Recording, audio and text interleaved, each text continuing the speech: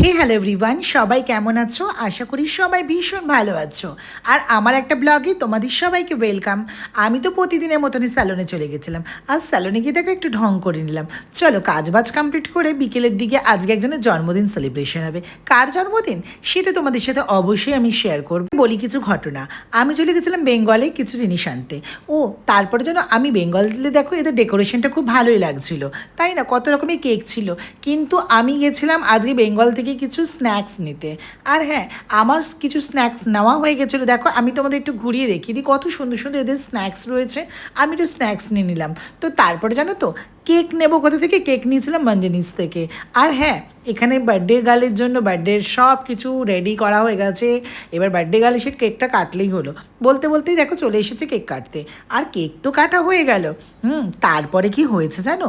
Cake তো কাটা হয়ে গেল, সবাই তো আমরা কেকও খেয়ে নিলাম। ওকে বললাম তোর কেমন লাগছে? ও বলছে আমি কোনোদিনও ভাবতেই পারিনি আমার জন্মদিন এরকমভাবে সেলিব্রেশন হবে। আর সত্যি কথা বলতে কি বলতো, প্রত্যেকের জন্মদিন হচ্ছে একটা স্পেশাল দিন। আর সেখানে সে মজা করবে না, আনন্দ করবে না, সেটা কখনো হয়? সবটাকে বলছি তোর কেমন লাগছে তোর জন্মদিনের দিন? বলছিল আমার জন্মদিনটাও তো এইভাবেই সেলিব্রেশন হয়েছিল, আমারও ভীষণ ভালো লাগছে। আমিও একটু কেক খেয়ে নিলাম। আর জানো তো ফাইনালি আজকে আমাদের একাদশী ছিল। আর বাবা মা তো ফল খায়, বাবা মা তো কিছু খায় না। আমার জন্য ফাইনালি একটু লুচি আর এইসবগুলো করে দিল। আমি এগুলো খেয়ে নিলাম। চলো সবাই ভালো থেকো, থ্যাংক ইউ সো মাচ।